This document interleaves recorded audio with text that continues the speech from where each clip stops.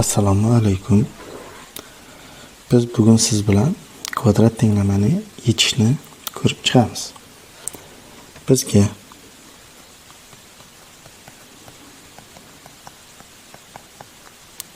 ana bu ko'rinishdagi kvadrat tenglama berilgan bo'lsin. O'z-o'zidan bu yerda a ni 0 dan farqli deymiz. Bo'lmasa tenglamamiz chiziqli tenglamaga aylanib qoladi, kvadrat tenglamaga aylanmaydi. Endi yechish bilan shug'ullansak. Tenglamani chap tarafdagi ifodani x kvadratga nisbatan to'la kvadratga olib kelish bilan shug'ullanamiz. Demak, a ni chiqarsam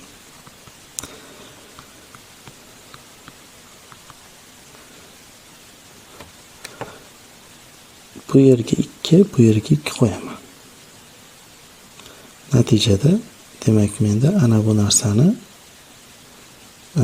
kvadratini qo'shishim kerak va ayirishim kerak.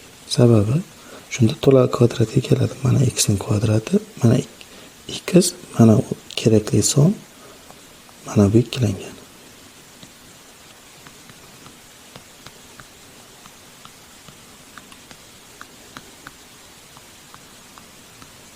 Qo'shamizsa teng 0. Demak, tenglamada hech qanday o'zgarish sodir bo'lmadi. Ya'ni a ni ichkariga ko'paytirib ochib chiqsam, yana mana bu tenglama keladi. Endi a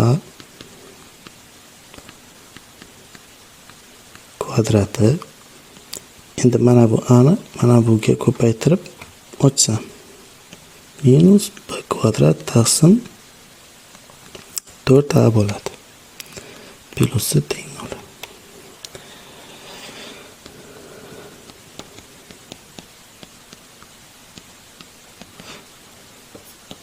Bularni tenglamaning o'ng tarafiga o'tkazib tashlayman.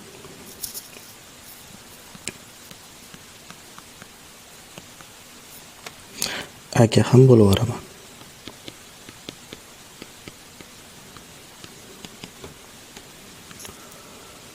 Bunga 4a dan mahraj beraversam,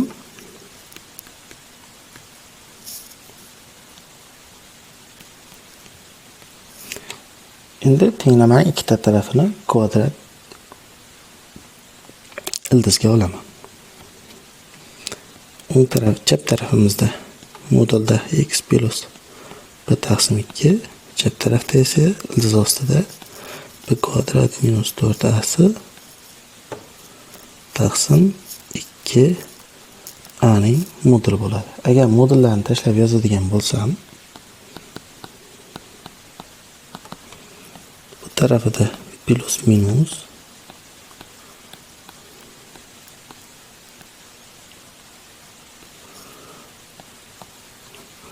plus minus qayerdan kelib, mana buni modulni tashlaganda va mana bu ikkalasidan modulni tashlagandan keldi. Endi shu yerdan plus minus bo'lgandan keyin x javobimiz ham bitta emas, ikkita bo'ladi. x1 va 2. Buni bu tarafga o'tirib tashlasak,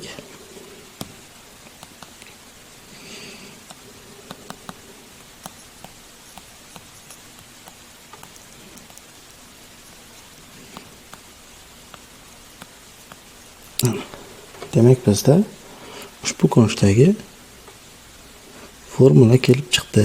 Bu koeffitsiyentlari haqiqiy bo'lgan xohlagan kvadrat tenglamani yechib beradi bizga.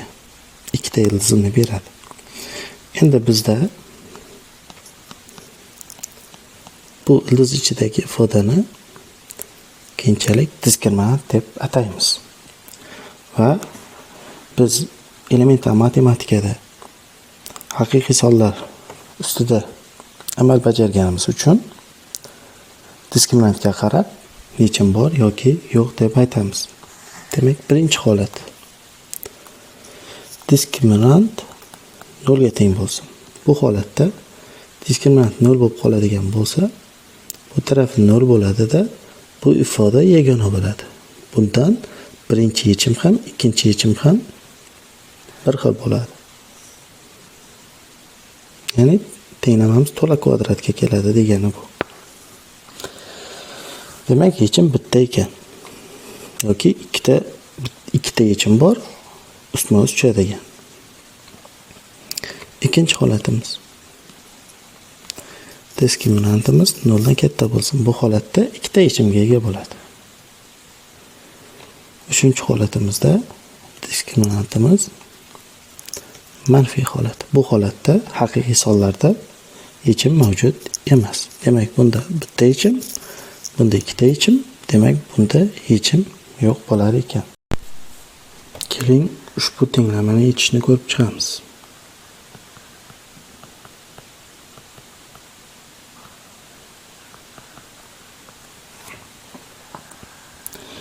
Diskriminantini hisoblaymiz. 3 ning kvadrati minus 4 ko'paytirilgan 2 ko'paygan 1. Mana b ning kvadrati 4a 1. Mana. Demak, bu yerda diskriminantimiz 1 chiqar ekan. Demak, diskriminantimiz musbat bo'lgani uchun ikkita yechimga egamiz. Demak, birinchi, ikkinchi yechim qanday edi? Minus 3, ya'ni minus b bo'lardi. Plus minus ildiz ostida diskriminantimiz 1 ga teng. Bo'lingan 2 ko'paygan a'miz ham 2 ga teng. Demak, x1 yechimimiz minus 3 plus 1 bo'lingan 4 bundan. Demak, minus 1 taqsim 2 x2 degan yechimimiz esa minus 3 minus 1 bo'lingan 4 barobar minus 1 ekan. Ana ikkita yechimimiz ham topildi.